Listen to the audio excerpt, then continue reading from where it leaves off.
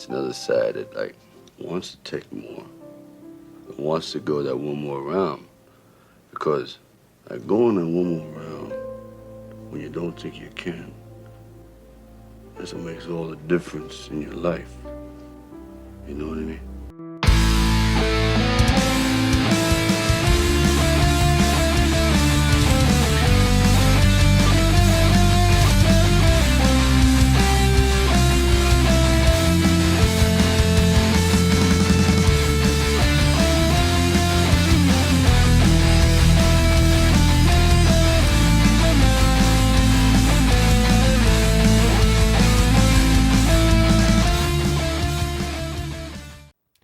Hello, everyone. Welcome to another episode of One More Round of the Rocky Series podcast. I am Ryan, and with me today is Katie and Kyle. I should mention your little write-ups that you guys do under your names. I don't really bring that up. So, Katie, you have Man, I Feel Born Again. Okay. Mm-hmm. I don't think we're covering that today, though. I don't think we're gonna get that far. Okay. Knowing the way we discuss things. And that's true. I know. I try to think about what we will be covering, but I'd recommend the next scene at least. Yeah. But that's fine. I appreciate your not enthusiasm, but your, what's the word I'm looking for? The fact that you think we're going to get that far. What would you call that? What would optimism? You call that word? Optimism. Thank you. I appreciate your optimism. Mm-hmm. Kyle, have you heard that the bird is the, okay, well, I don't know if that's in Rocky, Kyle. It's not. I had that song stuck in my head yesterday because I saw it on a clip of something. Is it the Family Guy clip? No. It was a clip from Full Metal Jacket, actually. Oh. And that song is played in one of the scenes. Yep. And so now it's stuck in my head. Great movie, and also a great Family Guy scene. It's so stupid. Family Guy has the ability to make something funny, drag it out till it's not funny, but then they drag it out just a little bit more, it becomes funny again. I don't know how they do it, but they're able to do that. Okay. Well, we got. Let's do some business side things first. So, Katie, why don't you plug your podcast? I want to say your Retro Made podcast is excellent. It's doing very well. What was your last episode? What's next for your podcast? Oh, let's see. Last episode was Breakdown, 1997 with Kurt Russell. Mm-hmm. Upcoming, I have a double crossover with another podcast. Oh wow! So also Kurt Russell movies. But yeah, so my first season I have dedicated to Patrick Swayze and Kurt Russell, who I have dubbed the ultimate everymen. And so covering their movies from the 80s and 90s. And then just to kind of set the mood for the time of the movie, we talk about what was going on in the world of pop culture at that time as well. So a little trip down memory lane. Which one am I doing with you next? I forget which one I picked. Tequila Sunrise. That's right, because I haven't seen it. If I have seen it, it was way back in the VHS days. Watched it once, never watched it again as an adult. Honestly, same. I don't know if I've seen it either. I'm looking forward to that. Can't wait to talk about Mel. Yeah, great stuff. Kyle, what are you working on? What do you want to plug right now? Oh shoot, I have nothing in the realm of there's this podcast I'm on called One More Round of the Rocky podcast. It's great. You should listen to it. Hey, I like Rocky. Maybe I would like that. I think you might like it. Well, you know what? Kyle. I think even if you don't like Rocky, you will after listening. That's what I think. Okay. All right. What do I have extra to plug? Well, I'll plug this. So Katie and I'm doing a new podcast. It's a mini series, so it's not like the One More Rounds. It's going to have an end point, so end game. So it's not going to be very long. It's going to be monthly. So it's going to take about a year to release it all because I want to do one episode a month. I want to do the episodes justice as well. I am starting an Edward Zwick filmography podcast, and it's going to be released in chronological order of his filmography release. And Katie will be my premier guest because it fits into her Retro Made podcast. We're going to do About Last Night, Edward Zwick's first film. Came out in 86, I think, or 87, something like that. It was between 85 and 90. I don't know the exact year. So anyways, I love Edward Zwick as a filmmaker, and so I'm curious to go down his filmography. So that will be starting very, very shortly. But I want to plug that future project. So if you like what I cover on the Rocky podcast or the Rambo podcast, I'm going to do the Edward Zwick filmographies. Each episode will be a standalone episode for his filmography in order, one episode, one movie. Okay. I'm looking forward to that, by the way. So without further ado, Katie, do you have some emails for us? I do. Okay, this one is from Nick, hello, Ryan, Katie, and Kyle. I just wanted to share with the podcast a cool Rocky story. My nephew Luke is a senior on the basketball team, and towards the end of the season, they were struggling and needed to find some motivation. I suggested to the head coach to have them watch Rocky 3 instead of practicing one night. To my surprise, he loved the idea and even invited me to watch it with the team at the school theater. I couldn't make it because of work. After the team watched Rocky 3, the coach had each player talk about the meaning of the movie. It was a great experience for the team because they went on and beat their highly favored rival. Yeah, it's really cool seeing that different generations can learn from and enjoy the Rocky franchise. Please to Ruben, I'm still waiting for my Rocky Series podcast t-shirt. Thanks for entertaining me on the road.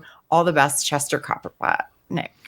So Ruben, of course, the official original co-host of mine. We started the journey of going the distance, the Rocky Series podcast. That's why this one's called One More Round, because we're doing it again. So Ruben and I had a dream that we would be one day a successful podcast. We're still trying to see that dream fulfilled, but that we're going to have t-shirts and have merch. We kind of kidded around that we'd have merch. So no, Nick, I think it's a good idea. Thanks. So Nick, bless his heart, he is one of the original listeners. He's been listening since the Going the Distance days.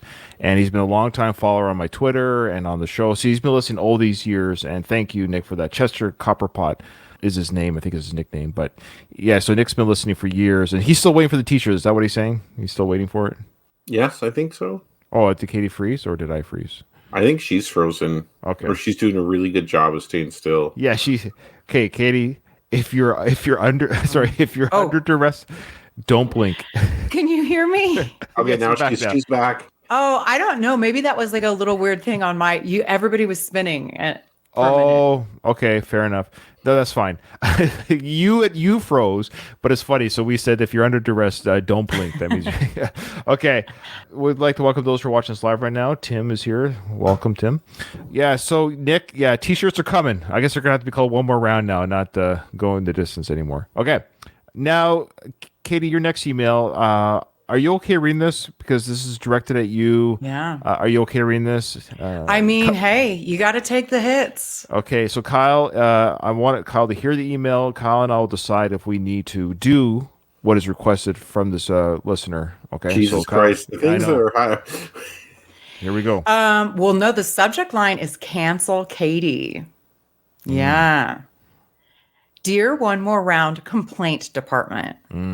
I've been listening to this podcast since the beginning, and I've become increasingly uncomfortable with Katie's obsession with Rocky, Apollo, and now Drago. How in this day and age is the objectification of these hot, sweaty men with delicious bulging muscles tolerated on your podcast? Katie talks about these men like they're pieces of meat, and frankly, it's disgusting. Hey, Katie, we're people with feelings, and their eyes are up here.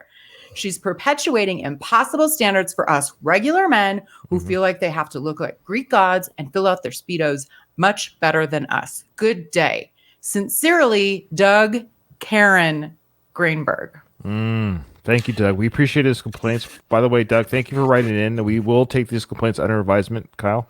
Yeah, I think what we're going to have to do is even the score somehow. Perhaps. Well, I already did that in the Rocky 3 coverage when I showed Adrian in slow-mo in her nightie, remember? Yeah, that's true. We saw some cleavage. We saw Adrian cleavage for the first time.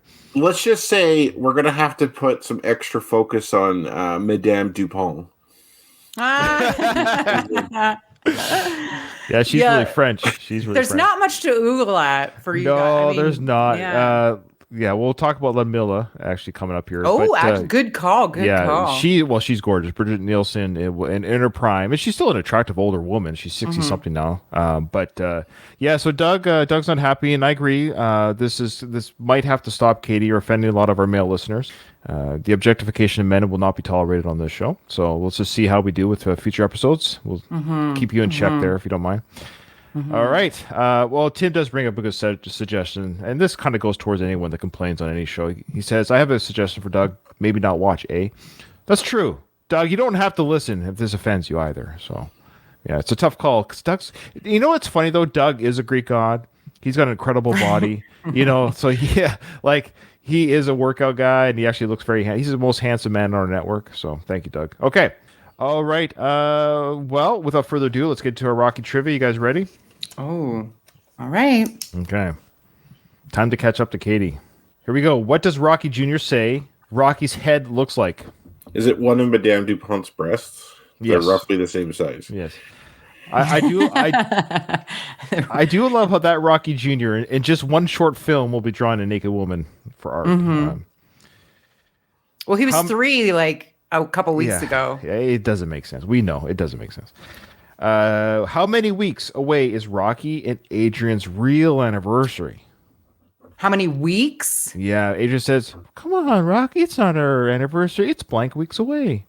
I have a number in my head, but I don't know. I have a number in my head, and I don't know. Oh, for some reason was thinking days. I'm gonna talk David Cushion. Yeah, David, don't answer. That's right, David. Don't answer. We do reveal the answer, where we do go over the answers at the end of the show. So please don't help my my colleagues here on the podcast. I need to catch up to them, and I know you're going to get the right answers. So don't put the answer, please. Yeah, that's right. We appreciate. Yeah, so keep score at home, folks, and we'll reveal our answers at the end. But we appreciate that. Don't give any answers in the chat. And welcome. No, that's okay, David. Welcome to the chat, by the way. It's nice seeing new people here. Okay. Next question. Who says it would be a good victory? That scene is coming up on today's episode, actually, I think. I think it's Adrian. I think Adrian does say that. She's really she does. She kind of says it where she says, "You can win." So she's right a little bit. Last question. She says that for Drago. She's like, "It'll be a good victory for Drago." Yeah. What game is Duke playing with the Russian dude in the cabin there in the woods? Or what game? It's Twister. Just to spoil it. That'd be funny.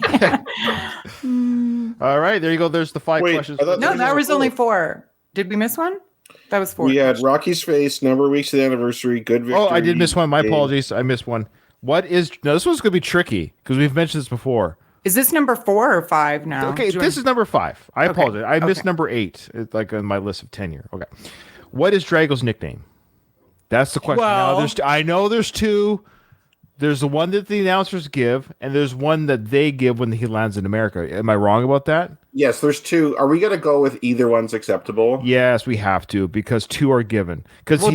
How about we say both of them? Yeah, I'm putting both to hedge my bets. Okay, how about this, though? If you put both, they have to both be right. Okay, fair enough. Hedge. Okay, no, then we have to see. You have to give 2 for full points, and they both have to be right for the 3 of us. I'm going to say this: you could put down 1, knowing that either one's acceptable. But if you put down 2 to hedge your bets, and you make one that doesn't exist, that's too easy because I know one for sure. That's very easy. Well, technically, there's 3. Oh, okay. Well, Katie. Well, at this point, if we I'm only putting whatever. Okay, all right. We'll talk about it when we get there. Okay, so guys, play along at home, and when we get to the end, we'll see who got right or wrong at the end of the episode. Okay. Now, with today's episode, folks, I did record more of the director's cut again because I think this is really important for Kyle to see this, and for those who haven't seen the director's cut to see the differences. There are some major differences, very subtle ones, between the director's and the original that I think are worth talking about. This might happen throughout the whole series. I'm sorry. There's just too much to not talk about.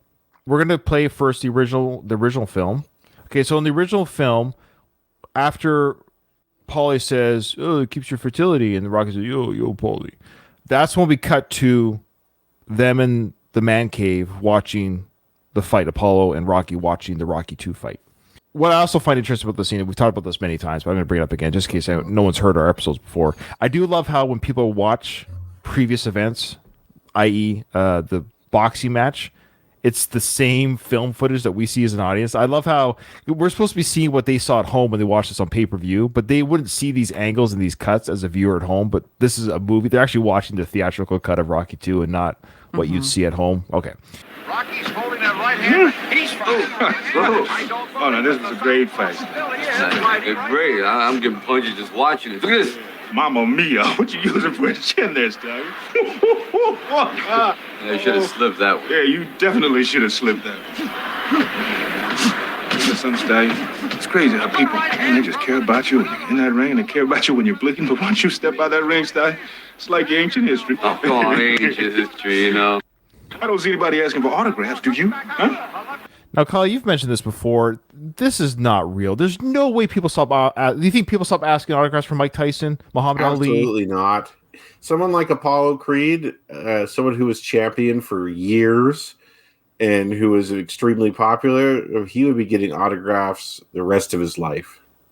Yes.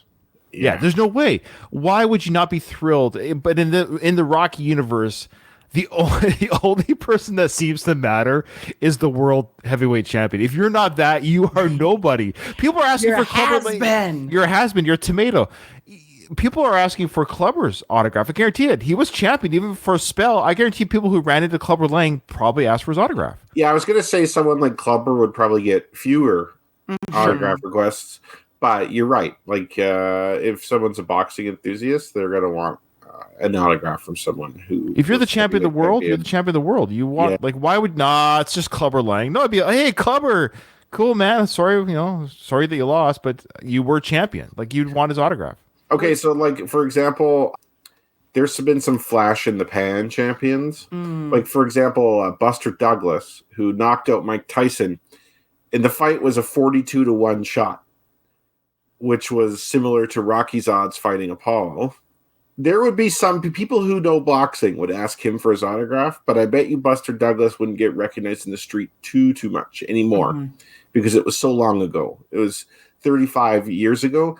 But in this case, like this is Apollo Creed, so he'll get autographs to the day he dies. And two, he hasn't been out of the championship for that long. So there'd be loads of people who are Apollo Creed fans still. Agreed. I think it's just showing us, though, that Apollo's intentions for this, he needs the glory. So he doesn't feel the same. But I'm just surprised he used that example. Again, I know Sly wrote the dialogue. I would have written, if I was Sly, I would have written something to the effect like, it's just not the same when you're not at the top. Because it wouldn't be. It's something different. It's a different world. But the idea that autographs was used as an example, that nobody's asking for autographs, he's ignored. He's some peon in public. There's no way. He's Apollo Creed. He's the Muhammad Ali of the Rocky universe. And there's no way he's not mentioned. One thing I've heard about boxers in their psychology, a lot of them, and this isn't true for all boxers, is that they're essentially performers at heart. I mean, it's just a lot of the good boxers, they put on a show for people. Some boxers might be just technical fighters that are there to fight, and they don't care about the audience. But a lot of boxers, and I think Apollo would be in this camp, perform for others. And outside of like the personal glory of fighting, they like entertaining people.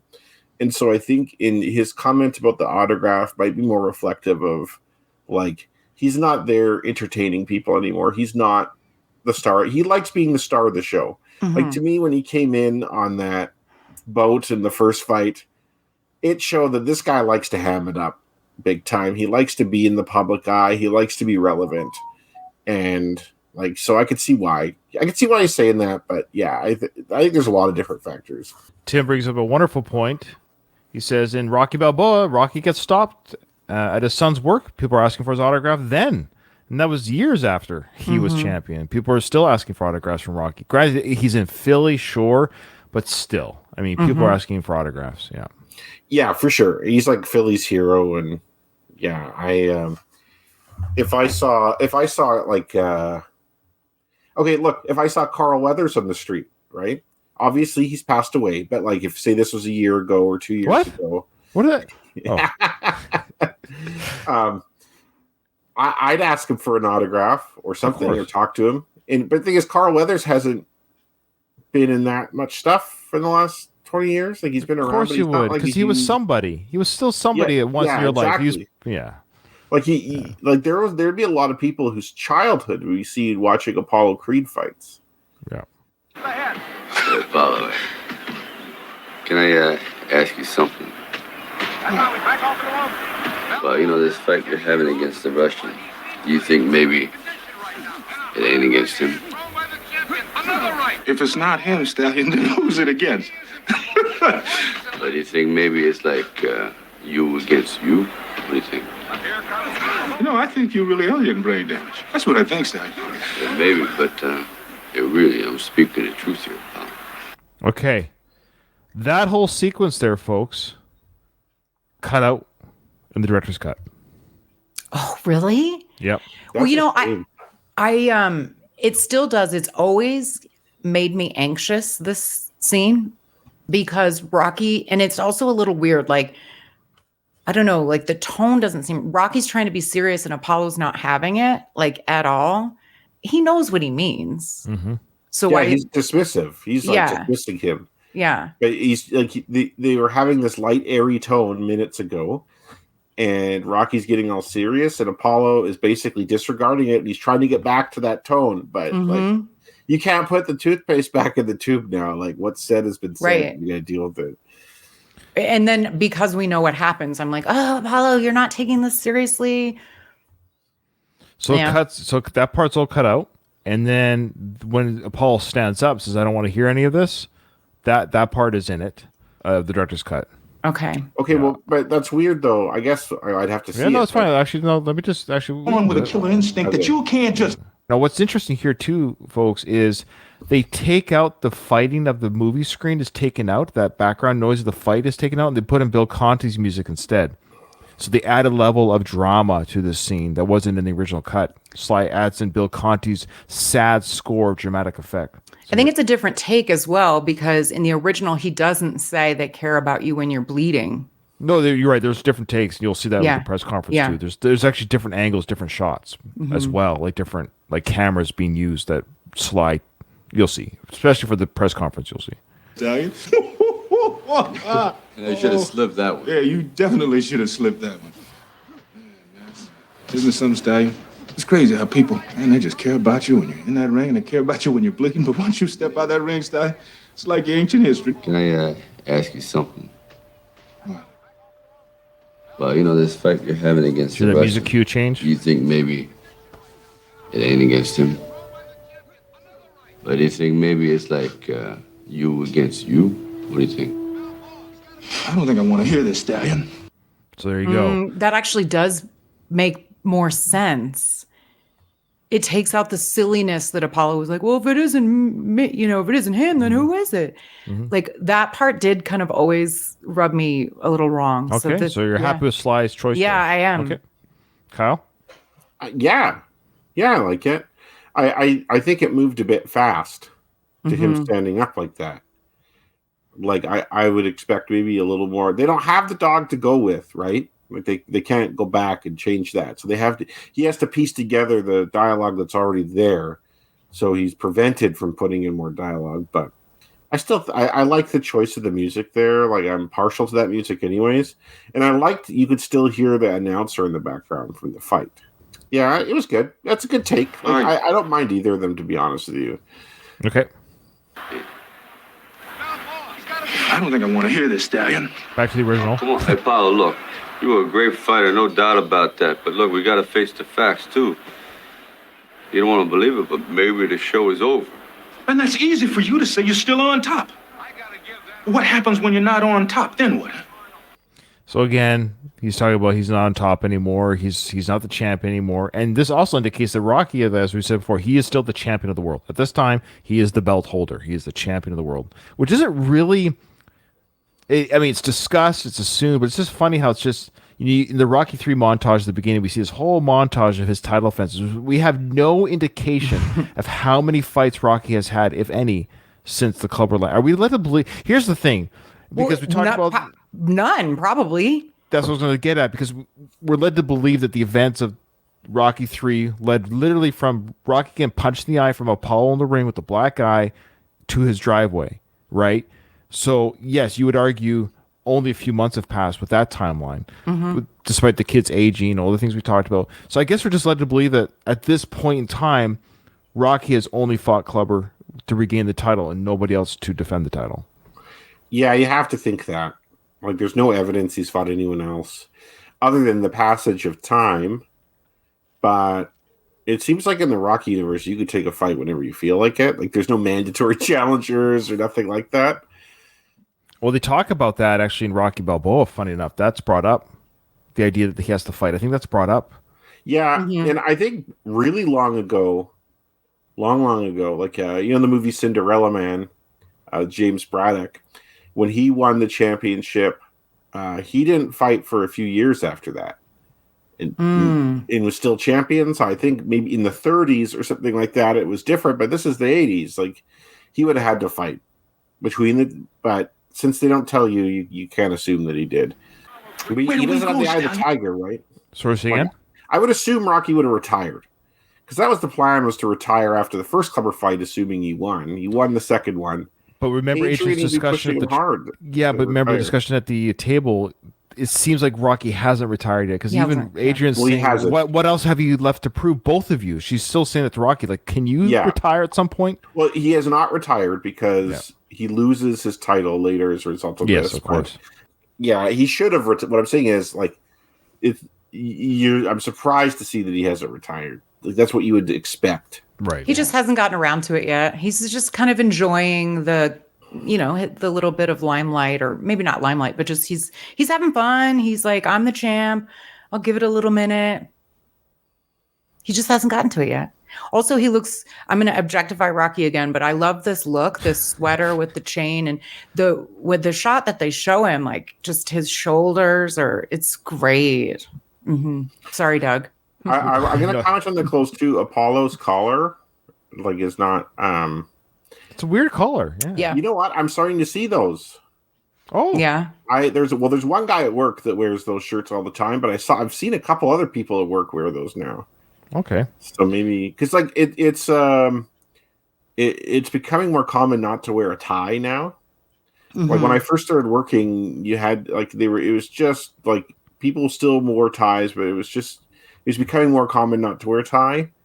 And so like since you don't have a tie, you don't need the thing coming down to hide your tie going around. I've never noticed that shirt before. That's a good call, Kyle. Good call. Look at you with the clothes, and I love the light baby blue and pink stripes. And of course, Paul can pull that off. He can pull off that pink and blue. Good that shirt.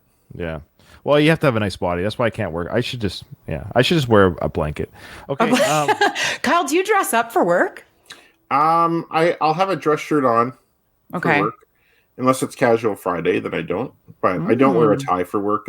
Like I had a board meeting I had to go to on Friday, and I wore a tie to that. But I don't wear a tie just at my desk. Yeah. Okay. Mostly on. I'm not client facing anymore. Like my old job for over 10 years, I was client facing. So if I had a client meeting, I'd wear a tie. But when I first started at that firm, my last firm, I did have to wear a tie every day to work. Oh, and then basically right before the pandemic killed that. Okay. Like the pandemic is made office wear a lot less formal than it used to be. But so Louise, great questions or points from Louise here. I always assumed he said that some nondescript mandatory titles need to take place. That damn near 4-year gap between fights is untenable. So that's the timeline issue. We just don't know how much time is actually taking place between both films. So yes, in the filming of films, it's been 3 years, but in the timeline events, we don't really know. But then the question is, did that fight not take place December 25th in 85 or 84? So that's the question. That's weird, because I think the newspaper might give us a year. So we'll look for a year. We talked about how I did find a paper clipping. Okay. I think it is 85. Yeah, so that would it is 85. So that we know Mickey died in 82, according to so we talked about how you can't dispute the actual text that's in if the film is telling you this is the date, that's the date. Like it is, but they're asking us to have it both ways. Yes, they are. You're right, but you can't have it both ways. Well, so they are because this is 1985, but it's also like a couple months after Rocky 3. Like this film is the worst offender. It is actually. It's weird. It oddly is the worst offender. Because it's internally inconsistent. Like Rocky 3 was internally consistent in that even though there was a shift forward, the time between events still made sense. But then, sorry, I just read a comment here. Rocky 5, like you have different comments like Adrian says in the film, it's been 5 years since Apollo fought, which would indicate it's 1981. But then, like there's print that says it's 85. There's different It's all over the Rocky 4 timeline is all over the map. They have no regard for it. The only movie that offends close to Rocky 4 is Rocky 5, where Rocky returns from Russia, so no time is elapsed, no serious time, and his son is all of a sudden way older. Same here. That moment is there's a time jump in the plane flight, and that is the only offender in the film. That's it. It's just there's a time jump in the plane flight. Time travel. There is an actual principle of physics that has been proven called time dilation, and our GPS systems rely on it. Basically, the faster you get to the speed of light, time travels slower for you than it does for people moving at slower speeds. Right. So if I were to be traveling at the speed of light, and then I can come back and it'd be like a year's elapsed for me, but 30 years is elapsed for you. This time dilation happens at all speeds, but we move so slowly compared to light that it's not noticeable. Even though our GPS systems have to take that into account to be accurate. So you're saying there was a time dilation with the flight from Russia? I'm saying that there is some secret military technology being tested. Yeah. And that Rocky in his fight was just a facade for that. And that Rocky's plane went near the speed of light into space. Mm-hmm. And then he came back and his son had aged, but he had not aged that much, is what I'm saying. Yeah. There you go. Yeah. I like it. 100%. All right. I like it. Because we sure as hell can't be born again. No. So, sorry, the question was, where do we go from here? Because we can't be born again. Then Rock goes, no, I know we can't be born again. We can't be born again, but, let's face it, we got to change sometime. So there's that change comment, the first word of change in Rocky 4. Yeah, that's a great pause. The best just still Now, I also want to. I'm going to show this part in the director's cut. I'm able to show it, but this whole dialogue. Actually, I'll go up to there. This whole dialogue is not in the director's cut. He takes out the born again part. Mm-hmm. So I took out the born again part. I don't want to change, man. I like who I am. Does he say then when he's in the ring that he feels born again? I don't know. In the director's cut? I'm doing this one segment at a time. It's too much homework for Ryan to do the whole movie at once. Yeah. Oh, come on. Hey, Paolo, look. This You're is a great director's fighter, cut. no doubt about that. But look, we got to face the facts, too. You don't want to believe it, but maybe the show is over. And that's easy for you to say. You're still on top. Let's face it, we got to change sometime. I don't want to change, man. I like who I am. Okay, so they just took out that whole born again part. That's all. Mm-hmm. Mm-hmm. Yeah, no, I think it's better. Okay. Yeah, same. I actually like this a bit better. It's that music that gets me. Like that music in Rocky, that music means something to me, right? From the previous films, and so like it evokes certain emotions, and they work with the scene. Yeah, and I like just who you are too, but look at a more serious tone, like obviously. But yeah, he takes out anything that's like even remotely silly. Yeah. Where do we go, Stallion? Because we sure as hell can't be born again. No, we can't be born again, but let's face it, we got to change sometime. I don't want to change, man. I like who I am. I like who you are too, but look at that. You don't want to believe this, but that ain't us up there no more, pal. We can't do that the way we did it before. We're changing. We're like turning into regular people. Nah, Stallion. Maybe you think you're changing, but you can't change what you really are. And you can forget all this money and stuff you got all around you, man, because it don't change a thing. You and me. Little hint for Rocky 5. Oh, man. I wonder if Sly even knew he was going to do something like that when he wrote these dialogues. Sometimes you got to wonder as an author, did he see the trajectory of his character losing all the money? I don't think so.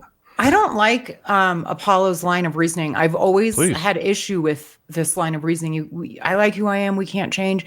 We don't even have a choice. If warriors, he goes down this path of this is who we are. Well, that's absolutely ridiculous because with that line of thinking, you'd still be boxing at age 90. Right. You at some point you have to retire. It is oddly for someone who is intelligent as Apollo is. He's actually an intelligent man. Even though he thinks he's a stinker, not a thinker, he actually is a thinker. Mm-hmm. For him to not understand that even the old greats have to retire. You can't. You can't box at 80. So when is it? So if it's not 80, is it 75? If it's not 75, is it 70? Yeah. Well, he's at that age now where boxers that are 45 are going to get manhandled by 25-year-old kids, man. Like, it's just the way it goes usually. That the younger fighter usually, because they have more stamina, more strength, their bones aren't as brittle, they're not as damaged, they don't have any baggage on their muscles. Like, they're young and ready to go. Time gets everyone. Yeah, okay, can we do a little bit of a sidetrack here? Have you guys been hearing on social media about this fight going to be on Netflix? Of course, I'll be watching it. I'm watching it. Yeah. So, Jake Paul's 28, Mike Tyson's 58-ish. Not sure if those ages are I think it's 57, right, 27 or something like that. But. Yeah. So what do you guys think is going to happen in that fight? Well, the question is, this was brought up in my Rambo podcast. We brought up briefly where, like, the question was, how much do they let them go? My understanding is that they aren't going to be wearing headgear, so it's no headgear. Is it 5 rounds, 6, 8, 15, 10? Like, I don't know about that as well. So I think it's going to be a situation, I hate to say it, where I wish they gave it the full. Is it 10 rounds per professional fight? 12. 12. 12 for heavyweights, 12. I wish they gave it the 12 round. Like, I wish they say, look, you're both heavyweights. You both agree to this. Someone's going to get knocked out, whether it's through fatigue or whatever. But I think to save face for Mike a little bit, I don't think it's going to. I think it's because it's not a sanctioned, like, this is no title. It's supposed to be an exhibition. I think it's just an exhibition, right? There's no title handover. It's something fun to watch for people. So I think it's going to be maybe 6, no more than 8 rounds, which will mean I think Tyson can last that long. So nobody's really going to get knocked out. So I don't know. It's just going to be a point system, a couple good shots in.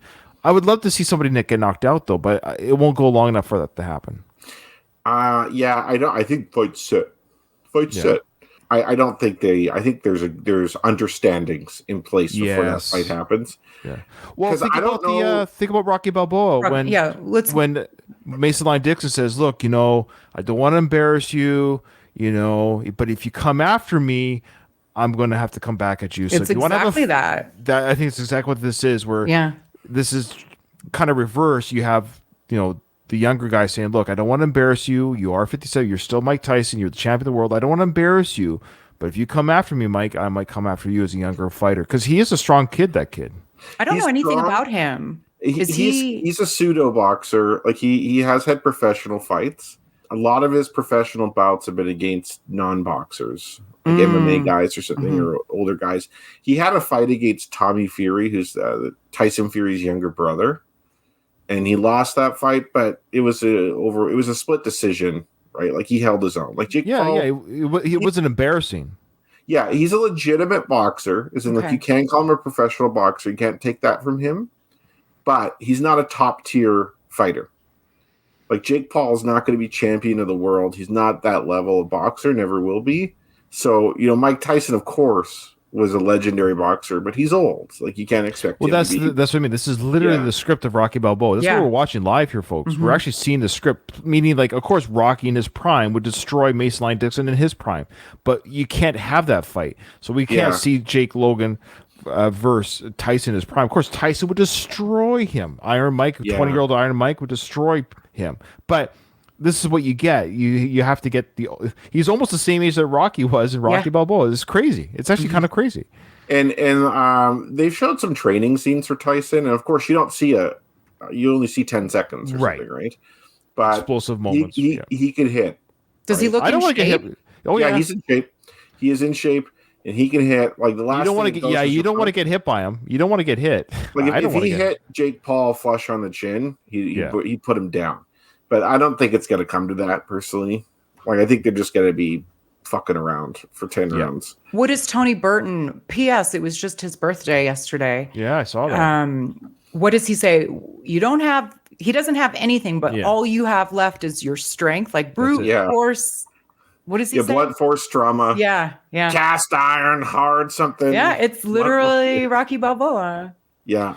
Okay, Tim's got some conspiracy theory stuff here. He says, I read that Tyson has been paid to lose after 3 rounds. He also read that if Tyson knocks out Jake Paul, he gets no money. Oof, that's like Don King stuff here, Tim. I don't know. I need a source. Give me a source. It wouldn't surprise me if there was stuff like rules. Like, here's how it's gonna go. This is what that's what I'm saying. Like, there's understandings. Yes. No disrespect to Tim. And I don't know if Tim actually believes this. He's just saying this is what he's read. Yeah. Right. I don't think Mike Tyson would agree to get beat up and knocked out after 3 rounds by this guy, unless he's like in a ton of gambling debt we don't know about, right? Like, because I heard he was getting $20 million for the fight, so I'm confused. Okay, that's what I read. Okay, here we go. One last piece, and we'll move on. Louise says Tyson can totally knock him out, but it isn't his interest to do so. Also, as you guys have pointed out, Jake is proficient enough now to be able to fight, to look competent throughout the fight. So, yeah, you're right. So it'll be interesting to watch. At the end of the day, it's going to be interesting to watch to see. And it's on Netflix. It's free. I already have it, so I might as well just watch it. I don't care. It'll be interesting to watch. Okay. Let's move. Which one are we on? Are we on the director's cut or the original? I think this is the original. Okay. We don't even have a choice. See, we're born with a killer instinct that you can't just turn off and on like some radio. We have to be right in the middle of the action because we're the warriors. And without some challenge, without some damn war to fight, then the warrior may as well be dead, Stallion. No. Is that, I know. So Katie, go ahead, please. No, I just like, that's false. Like, so you die at 50? Yeah, like this is his emotions, right? Like, it's not very logical. I think this is representative of the struggle people have when they retire from their normal jobs. It's like you're in your work life and you're like, you think about retiring. Oh, I can't wait till I retire. There's all these things I'm going to do when I retire. It's going to be awesome. And some people, granted, do great in retirement, but a lot of people don't.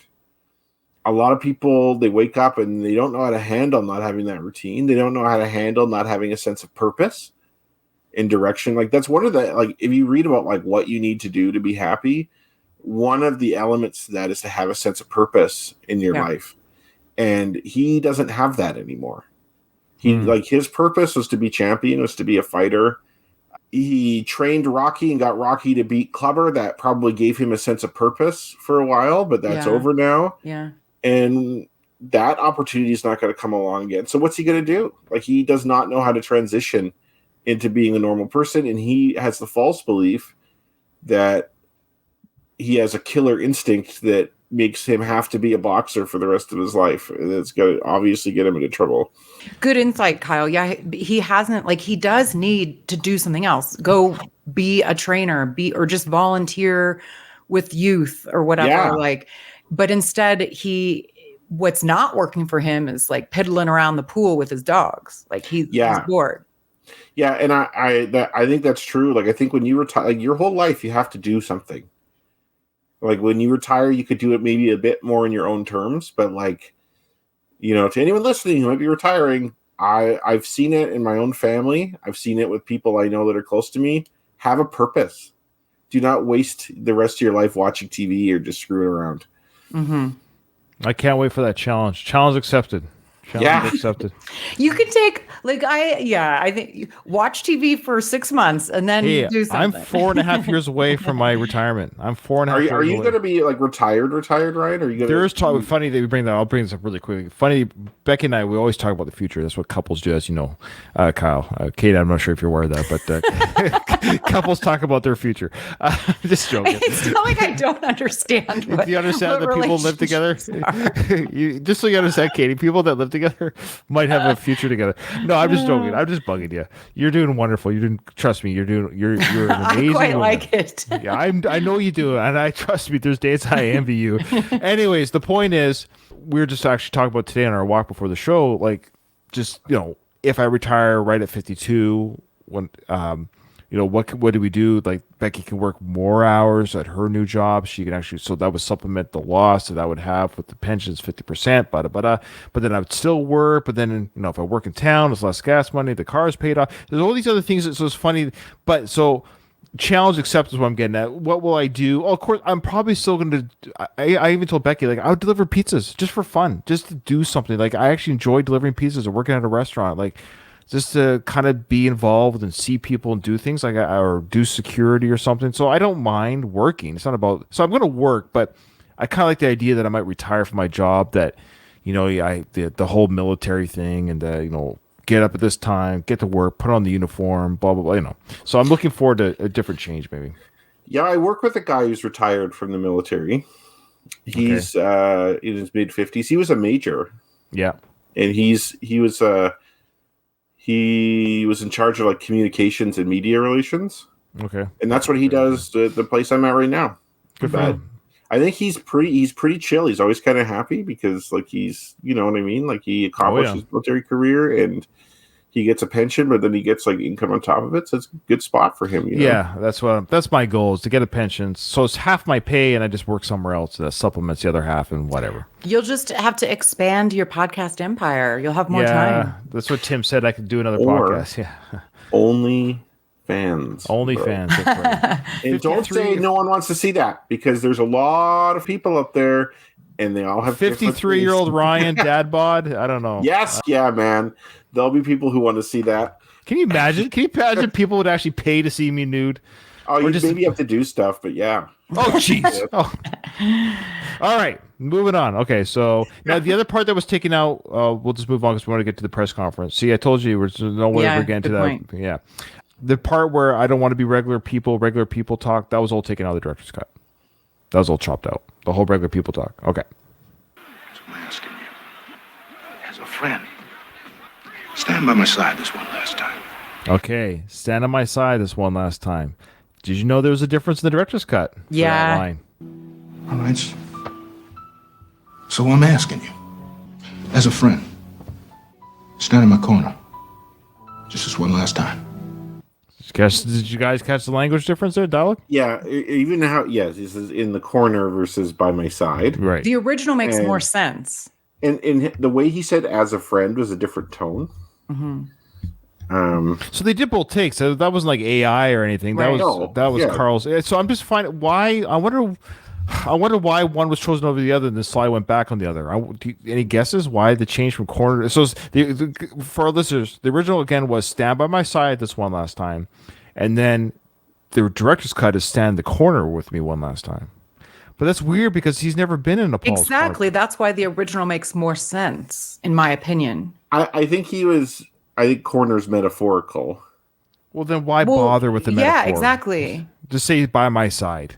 Because it eliminates all ambiguity. Like you're by my side. Because the first time you were by my side is when I offered you for me to train you. We worked together side by side. Now be by my side one last time while you train me. If I were Rocky, I would say as a joke, I'd be like, "Okay, but this is over. You owe me a favor." So so Davis says the director's cut feels overly dramatic. I prefer the original. In that moment there, it is a little dramatic. Well, we know the director's cut was designed to be a little bit more dramatic. Now, watch this. This is important. So he says that. Rocky agrees. He just kind of nods his head. Yeah. And then it cuts right to the press conference. Back to the original, we get this little added stuff. Rocky smiles and smirks. Great talker, Apollo. You're a great talker, Apollo. All right, but when this is over, You know me, Stallion. Always think of something else. Yeah, like I banged one of the dancers and gave you a spin-off series. I love this scene. I think I know why he took it out, just because it's lighthearted. I guess so. But I love it. This is amazing because it is more like continuity, calling back to other movies, and I eat it up. What about you guys? Which do you Well, prefer? see, this is tricky. I don't think some of the changes you guys talked about, you kind of like, talk about the regular people, the brain damage, but I don't know.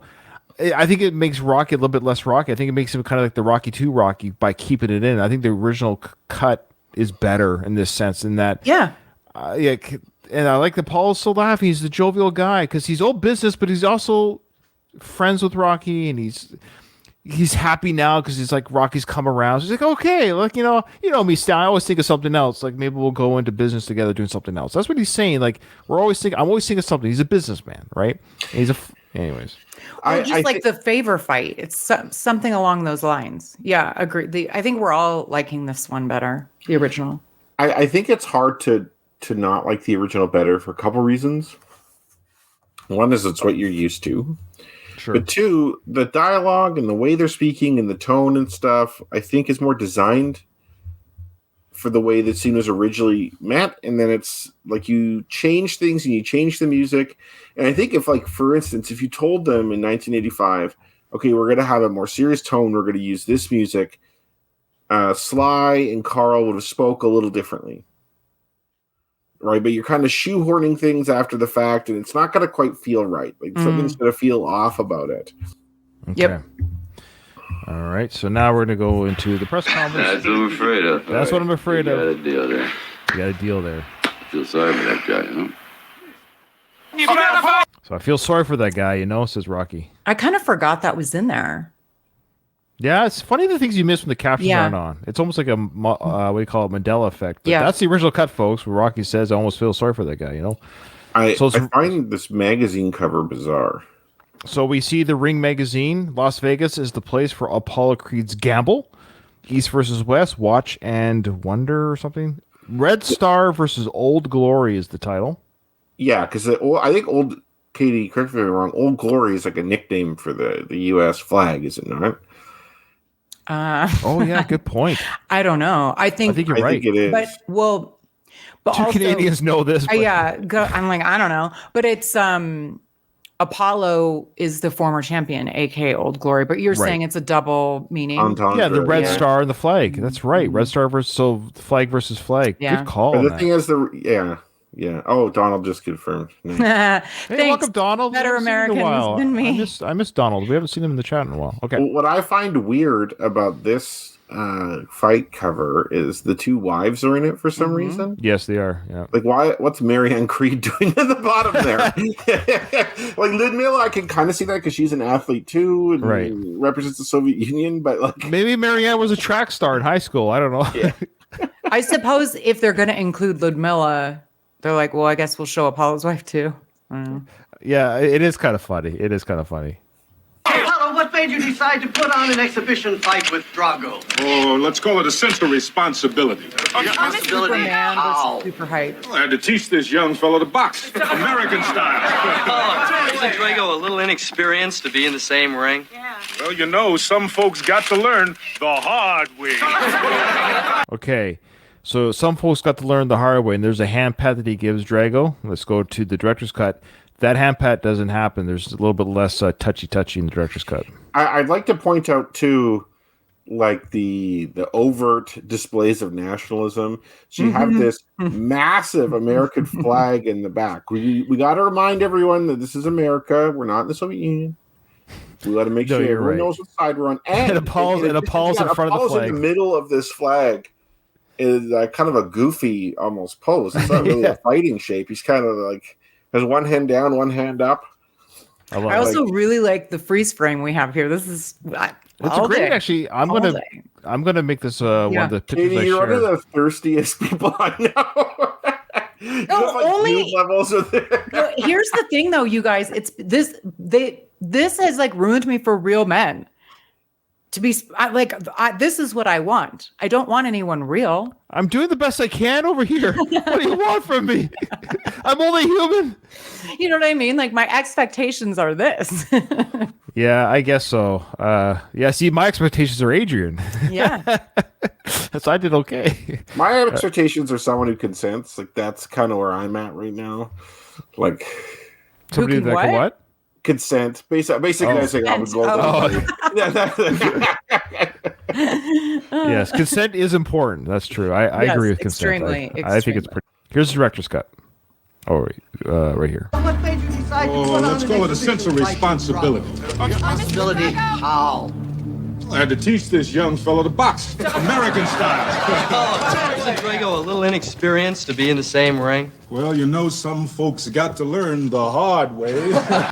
See, now we have the shot that's panned out, not panned in. There's no touching. Apollo doesn't touch Drago there. He just leans in. I like this better, too, because you see the size difference between Apollo and Drago more easily. Good point, Kyle. And now we look at the flag. It looks kind of cheap, doesn't it? This is like a flag with Apollo's whole body's not even on the flag. His legs are missing. Yeah, it's weird. It is strange. It is kind of weird. It's almost like a cult. Like if there was an Apollo Creed cult or something, like you'd be bowing down to this flag and with the statue of him or something. I don't know. They also show in the audience of this press conference, both Adrian and Marianne are there, but they're not sitting together. Like, And same thing for the fight. I think they're not sitting to like. It's weird. Maybe Adrian doesn't like those people. Like, well, you would think that given the friendship, I know it is weird. There's the wives would be friends, right? They're you know what? It could literally be that situation where they're just not friends. They just maybe have never really talked. They've never really gotten together. But it is interesting that we never see that. You're right. That's an odd thing to not include, and it'd be very easy to include to have Sly, the director, to say, "Hey, ladies, sit next to each other, and rib each other, have fun, smile at each other, say, oh, this is gonna be great," or just something. But they don't interact at all. There's not one piece of dialogue between the two of them. Not even dialogue. They don't even sit next to each other. Yeah. Like their husbands are really good friends, and they don't even. I find it strange. Yeah. Okay, so now we're gonna go back to the original. No quick knockout prediction. No. I'm not angry with him. See, I just want to show the whole world that Russia doesn't have all the best athletes. Rocky, how do you think Apollo should fight Drago? Well, personally, I think the first thing you better get Apollo is a ladder. Oh, hey, that's calling the kettle black there, Sly. Come on. Yeah. Well, black, what do you mean by that, Ryan? Oh, jeez. Oh, boy. Now we're going to go to... messing with you. I know. But let's go quickly while it's fresh in our brains. Let's go quickly, because we all know the original. We all know how the original goes. But this is very telling. I thought the differences between the press conferences was worth talking about. So let's go back to the director's cut of the press conference. No quick knockout prediction. No. I'm not mad at him. I just want to show the whole world Russia doesn't have all the best athletes. Rocky, aren't you helping to train Apollo? Well, yeah, I'm going to try if you'll listen. Wait a minute. What do you mean, listen, Stallion? It is hard to get a word in edgewise. Oh, come on. So there you go. What do you think of that interplay there? Awkward. It's a little awkward. Yeah. Hard to get a word in edgewise is kind of a little jab. Sure. Well, Rocky's not afraid to give jabs back at Paul. He calls, Paul's always said, if you can't fight, you can cook. I mean, Paul has done some jabs at Rocky. You do have brain damage. No, it's not a big deal. It's just it shows like the how they don't take it seriously. But what's interesting too is again, the novel form, we got this from Donald, I think. In the novel, there was a training sequences in the novel, but we get to see it talked about, because it's not talked about in the original cut. Do we ever get any real indication that Rocky's truly training Apollo, or he's just there in spirit and support in the corner? Do we get any indication he's the actual trainer? No indication at all.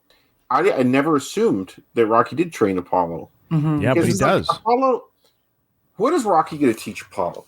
Exactly. Yeah, like trainer in this case is just like in title only.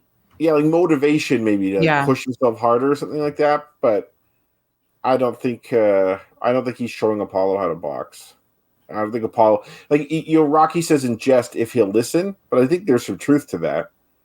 Like, do you think Apollo really respects Rocky as a skilled fighter? Probably not. No, as a friend, he's doing it as a friend. It's emotional support. So officially, he is telling the press that Rocky's trained him. And I just want to say thanks, Louise. Louise says, Ryan, even though we're live, it feels like I'm watching a completely finished product. You've got it running like a well-oiled machine with the excellent juxtaposition of the original, the director's cut. Absolutely phenomenal job.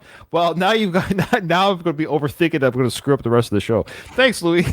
Louise, I appreciate that. I'm going to send you that PayPal in a couple Okay, so I do like how Rocky says, it's hard to get a word in edgewise. It's a fun little banter. And now, again, we saw for our listeners, when Apollo was saying, how I'm going to fight this guy, I have to show him how to fight, all this stuff. It was still panned out. We could tell that was Carl Weathers giving a different dialogue, because the tone and the inflection, though the same dialogue, was said differently. Yeah, it was a little bit different. Okay, so now we're going to go back to, Louise, you ready? We're going to go back to the original here for a second. How does it feel to spar with the great former champion?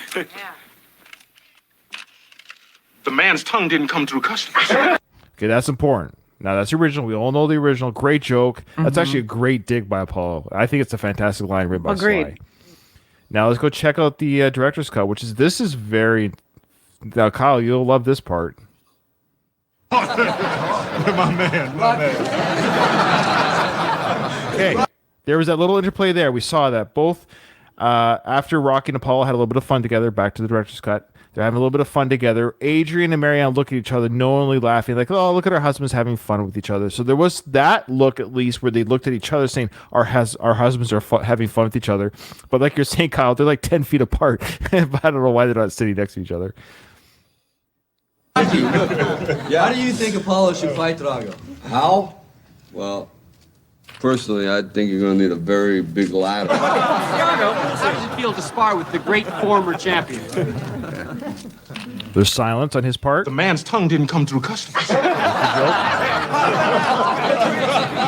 You don't think you're going to whip me, and I do. Okay. So. Oh. Yeah. So, okay, before we get to this, so he makes the joke, tongue doesn't come through customs. There's a look that Adrian gives. It kind of froze there. I apologize for our live audience, but Adrian gives a knowing look of, oof, that's kind of rude to insult this guy like this. You're kind of making him angry. Even Adrian is realizing this is probably not going to go the way Apollo thinks. Look, did you guys catch that? Mm-hmm. Yeah, there's something here that was borrowed from real life. Oh, please. This was a classic Muhammad Ali move in a press conference. He used to, and he said it to more than one guy, he'd look at him like that. He's like, you don't really think you're going to be able to beat me, do you? Like, Ali was, like, really good at, like, psychologically, like, screwing around with people. Mm-hmm. And he said this many times. I'm convinced Sly borrowed that and used it for the movie. Sure. A good call. Yes, good call. Now we're going to go back to the original again. Bear with me, folks. Go back to the original. See, now Adrian's kind of laughing more. Like, it's kind of a nervous laugh. Yeah, uncomfortable. But the director's cut was a concerned look. This is a nervous look. Yeah. My husband is very happy to have this opportunity. It's his dream. Dream? How do you mean? In our country, Apollo Creed is well known and very respected. It could be a good victory. Whoa. Oh, answer to one of our trivia questions. Mm-hmm. Yeah, we all got it. Yeah, we all got it. Okay. Now, did you catch? Now, he's going to ask the question we just heard on the director's cut. Check it out. Oh, wait a minute now. Wait a minute. Oh. When? Now, you don't really think you're going to whip me, now, do you? Now, did you notice what Sly cut out on the director's cut? All of Ludmilla's talking was cut out by Sly. I love you, Sly. I love you, but that's an absolute dick move to cut out your ex-wife. That's all he did there. That had nothing to do with tone. That delivery by Bridget Nielsen was well done, well executed, a very valuable part for her to speak for her husband. The fact that he cut that out is a big F you to Bridget. Tell me, Sly, why you cut that out story-wise, why it was better to be out. Any ideas? Well, I have a question. So there's some really interesting looks that Michael Pataki's character, I forget his name, Sergio or whatever his name is in this, and Ludmilla, like before this, when like they're giving these like patronizing, like, oh, we'll let you guys kind of have your, and we'll show you, but they give these looks like, because Michael Pataki's like goes like this, like they give these looks like they don't know what's going to hit them. And is that, and my question is that in the director's cut? Those looks that they give each other. I haven't looked that closely, to be honest with you. We'll see if it comes up later. But what do you think about Sly taking out Ludmilla's lines there? Was it an F you to his ex-wife? Like, had they never been married, let's just pretend they just stayed friends. Would that part been cut out? Then my question is, why, Sly? Why do you think that's better storytelling to take out that part? Because I think it's amazing in the original cut to have that speech by her whole. I have to think it's because it's his ex-wife, and they must still have bad blood because her entire role is massively minimized in the director's cut. It is. It's a big FU to her, which I think is. This is why I have a problem with the director's cut, because I feel like Sly, despite his professionalism, maybe as he sees it, he's using way too much emotion in this. I'm taking out the robot because it was from my my handicapped son, and I'm taking out Ludmilla because it's my ex-wife. Like, I'm not even joking. Like, I feel like he hacked up Rocky IV a little bit. He should have literally just inserted the deleted scenes, maybe taking out some things that are a little bit cheesy, like the comics to keep your fertility. Fine, take out that. Like, agreed. But taking out Ludmilla really ruins the director's cut. It does. I'm sorry, because she's such an integral part of the original cut. I don't think it helps the movie at all by taking it out. Agreed. Okay, let's go back to. Okay, we'll play this for a little bit longer. So we're going to keep watching the original here after Paul asked the question, do you think you're going to whip me? Well, he didn't come here to lose. Well, you hold on, little lady. You hold on. Because lose and lose royally he's going to do. Okay, Now he's asked the same question. The director's cut. Check out this response, Kyle. You're gonna love this because I can't believe this part was taken out of the original. I kind of wish they kept LaMilla's part in, and then they kept this part in from the director's cut into the original. Check it out. Drago drinks some glass. So Drago sips some water from a glass. Very like, Now check it out. It's true, but also it's this tiny. Is it supposed to show us again his monstrosity because the glass? Look how tiny the small glass looks. No, you're right. You could be right because it looks tiny in his hands, but I think it's just to show like, let me just take a sip of water here. He's composed. He's collecting his thoughts. I did not come here to lose. It's the first words he said. Yes. I did not come here to lose. I find that very interesting for a couple of reasons. One, that's the best Russian accent he's done. Ooh. Compared to the other lines he gives in his accent. I think he did really good there.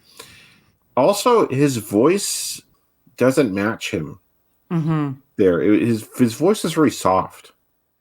Like you expect someone hulking and large and intimidating like that to kind of sound like this, like I do not come here to lose or something, but he's like, I do not come here to lose. Yeah.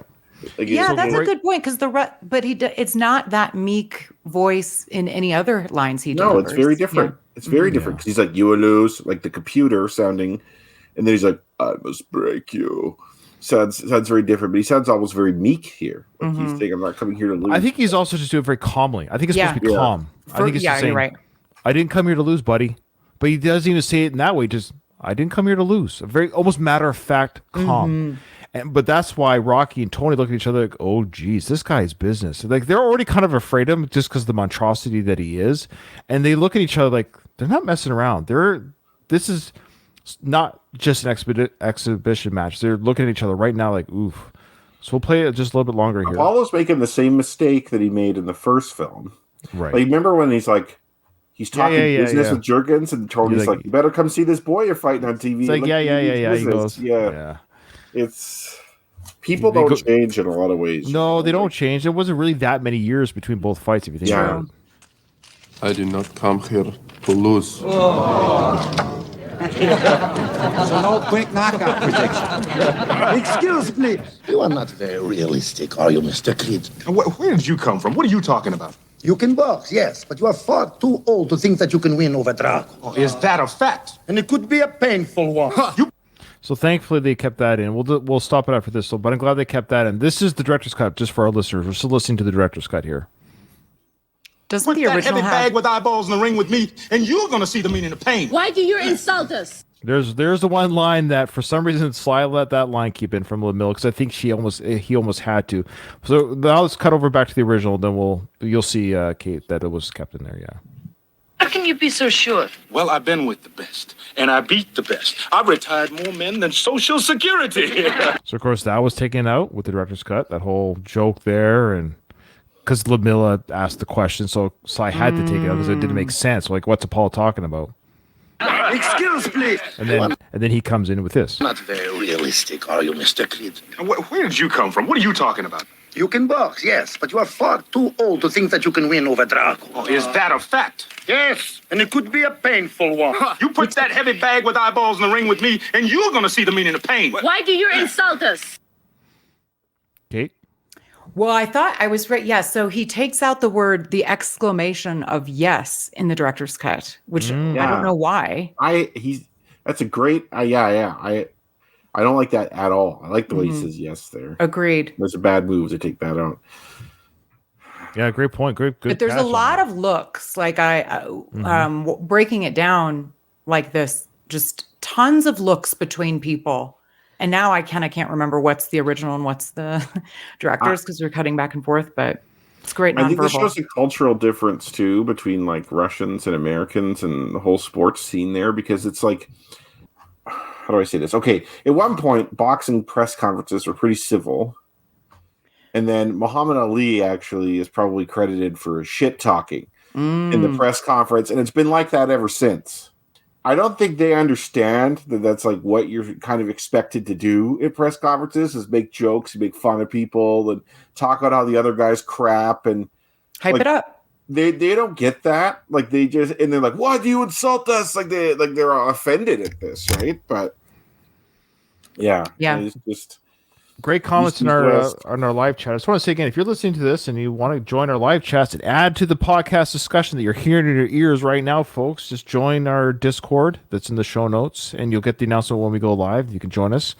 You'll be able to watch and add your input because we definitely love our chats. Louis says, I prefer the calmer tone that Drago gives. To me, it's even more intimidating and matter of fact. That line should have been the original. Yeah, we agree. And David says, in the original, like you're saying, Katie, the Russian coach answers, is that a fact with the yes, and it could be a painful one. They cut out the yes in the director's cut. It is weird. Oh, yeah. So it is weird. So thanks, David. So it's also grammatically wrong. Yeah. Because it's like, and it could be a painful one. And what? Like, what's the and for? Well, talk to Sly. Bring it up with Sly. When we get him on the show, we'll ask him. Okay, now we're going to stay with the original. Follow me, folks. We're going to stay with the original. We'll see where it changes. Okay. Now, you just hold on here. Don't make me out to be the bad guy. I came here to talk about a friendly exhibition bout till Comrade Big Mouth started. Right. It's you who are the aggressor. Mr. Karloff, obvious. I don't want to I wish to say to the press, in all fairness, Drago should not even fight this man. Oh, come on. Because he is a has-been. You get that big chump in the ring right now. Okay. Wait, I thought it was heavy bag with eyeballs. What are you talking about? Originally, he said that earlier. No. Okay. No. So what? I'm getting confused. Never mind. Am I losing you? No. Apollo calls Drago in both cuts a heavy bag with eyeballs. So what are you referring to here, though? Well, I guess I'm just now. No, he just assaults him again. That's all. Yeah. You get that chump in the ring. Yeah. So he calls him heavy bag with eyeballs in both earlier. cuts. Okay. And now he's sorry. Have we lost all of our listeners? Are people confused? I apologize. I am trying to say when we're now we're going to go to the director's cut. This is important because you'll see the big change here. Actually, what happens here? Can I make a comment about this first? If I'm being objective, the Soviets are correct. They're correct. Like Apollo Creed is being a dick, and granted, that's what you're supposed to do at press conferences. So we'll give him a little bit of a slide here. When Apollo Creed says, "Don't make me out to be the bad guy. I just came here for a friendly exhibition until Comrade Big Mouth came here." That guy didn't even say shit other than like he doesn't think he's being very realistic, which is like. It is shit talking, but it's no worse than what Apollo was saying before. And like, Apollo was the one insulting them. He was the one being a jerk to them. And then he was making them out to be the bad guys because they get offended. Like I think honestly, like Apollo doesn't deserve to get killed, clearly, but like he's way out of line. Okay, fair enough. I think it's fair. I think it's an objective. Yeah, you're right. We love Apollo, but okay, so let's go to the director's cut. This is very interesting here, actually. I do like. I think overall, I like the director's cut better for the press conference. I think it's a better cut, other than the LaMille. So yeah, so keeping LaMille's lines added with the added lines from the director's cut and the more ominous tone of the director's cut, I do like a little bit better. Especially this part here, we're gonna get some extra footage here of something that should have stayed in my opinion. Don't make me out to be the bad guy. I came here to talk about a friendly exhibition bout till Comrade Big Mouth started. Right. It's you. See that? Rocky and Adrian look at each other and Adrian shaking her head like, oh boy, this is not going well at all. Mm-hmm. That's a very great moment there. Again, that should have been the original because it ups the ante a little bit. Like you're getting scared here as an audience member. You're like, what is going on here? This is not going well at all for Apollo. Like he's losing touch. He's not handling the press conference the way he used to anymore. And now, of course, this goes on here. Who are the aggressors? This is obvious. I wish to say to the press, in all fairness, Drago should not even fight this man. Because the truth is, he is a has-been. To defeat him is an accomplishment not worthy of Drago. See that? To defeat him is an accomplishment not worthy of Drago. He's a has-been.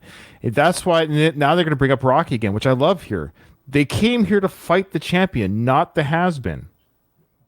But to fight the real champion. This means something. Hey, you get that big This guy knows how to like just put the knife in and twist it. Like he has Apollo's number. Like he knows what to say. That's gotta like piss Apollo off big time. Yeah, I mean, and you'll notice he was laying back earlier in the press conference, like he was letting Apollo say his shit. And he was patronizing him before. Yeah, and it's like, okay, now because this guy is a professional PR guy, right? Like, he's probably one of the best in the country. That's why he was picked to go out here. And yeah, I think Apollo Creed is kind of picking a fight he doesn't realize he can't win here in the press conference. But what do you think of? Yeah, so I guess that it's more insulting. Almost, you can almost argue it's trying to divide the two in some way and make Paul feel jealous of Rocky's championship. It reminds me of this scene from Mad Men when this guy is in an elevator with Don Draper, played by John Hamm. Yep. And he's actually the guy in the elevator. He plays he's the main character on Superstore. Jonah, I think the character's name was Jonah. But anyways, he's a lower level guy at the firm, and he's having a problem with Don, and he says something like, "You know what? I feel sorry for you." And Don Draper just smugly says before the elevator opens, he's like, "I don't think about you at all." Yes. Yeah, I love that scene. I love that show, by the way. Mad Men, if you haven't seen it, folks, it's great. It's an evergreen show because this takes place in the past, so you can watch it at any point. It's a great show. Yeah, fantastic show. Sometimes actors or actresses, of course, have a role that's made, like they don't know that it's going to be made for them. John Hamm as Don Draper, that's his Rocky Balboa, and says that's his big role. Like that was made for him. Taylor made for his. Yeah. All right, so let's see. Then we'll see it with the director's cut. We'll see how this ends, and then we'll end it with the original. We'll talk about the differences. Up in the ring right now. Bring it on.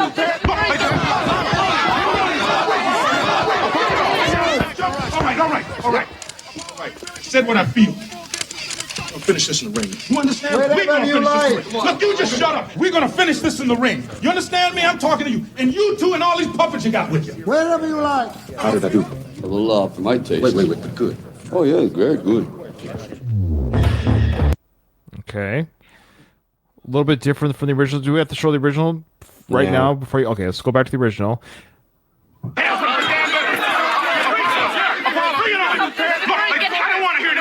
Just let that chump go. All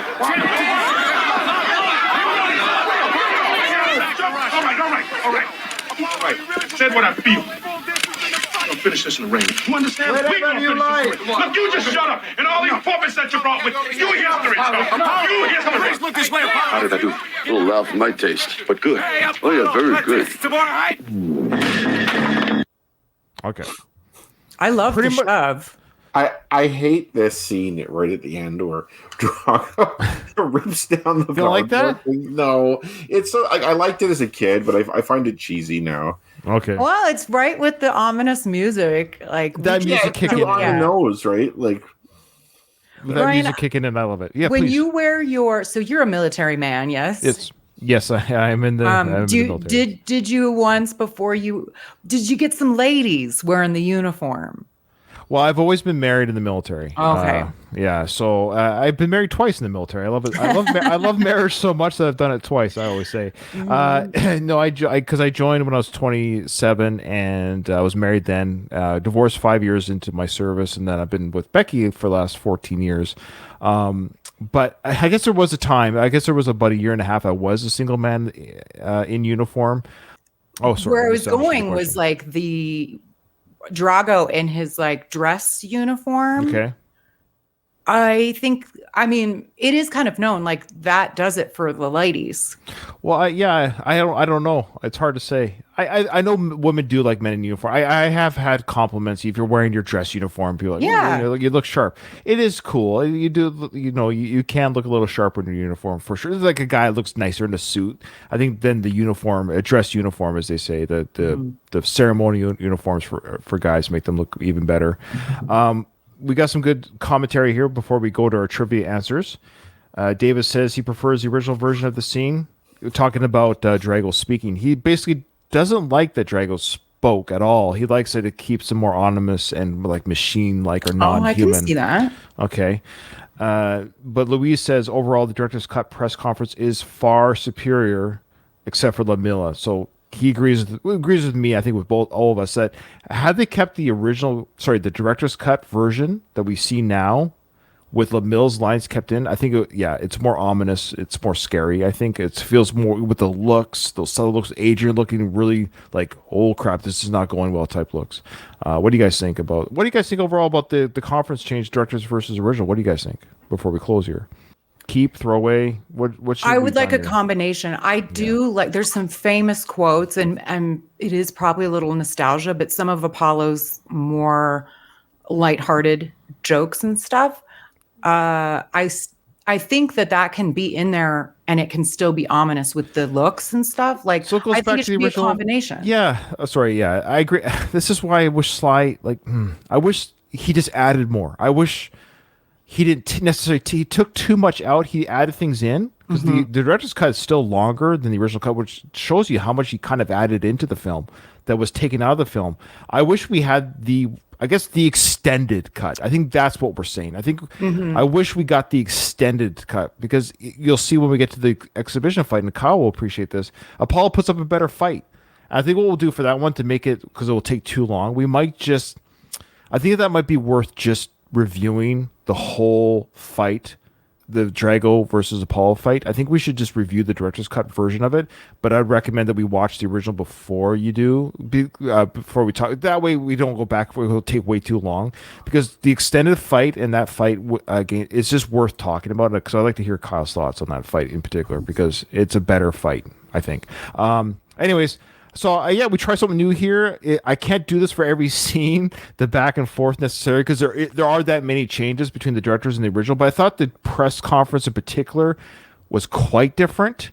So I thought it would be worth talking about. We'll take it scene by scene. Maybe we'll do it more, but it worked out okay. Yeah, thanks everyone who joined us. Thanks for those who joined us live. We appreciate it. Here's the answers, folks, for the trivia. So the answer, of course, what does Rocky's face look like? Katie? Catcher's mitt. Yep. Kyle? Oh, is this right? I didn't get this. How many weeks away are we from the anniversary? I said 9. Is it 9? I said 3. And I said 6. According to Rocco, I might have to go back and watch. I don't trust Rocco. It's not that. But I'm having a bit of Mandela effect here. He said 1 week. No. A week away.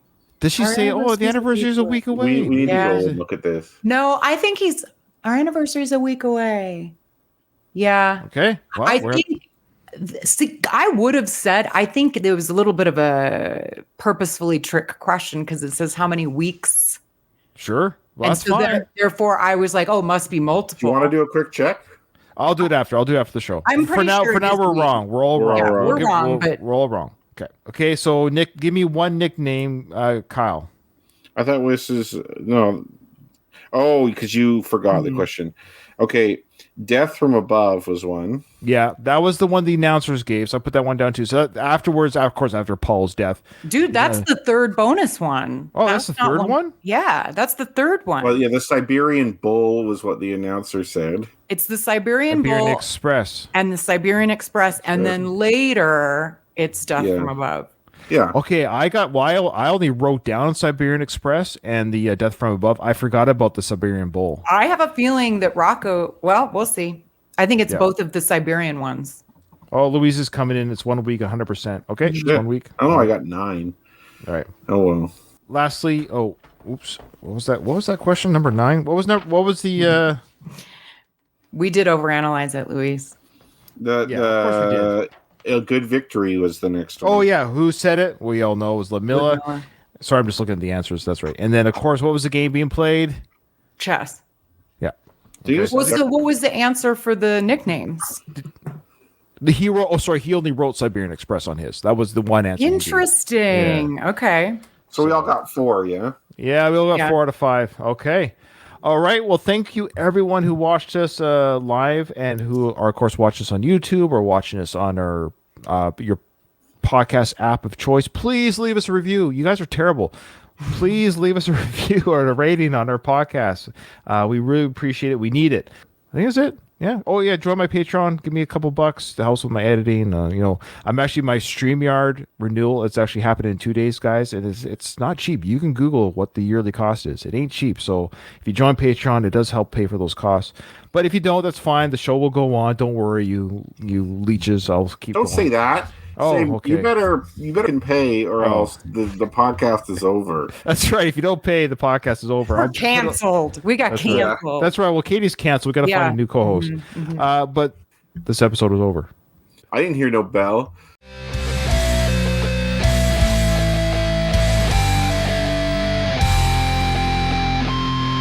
I just want to say one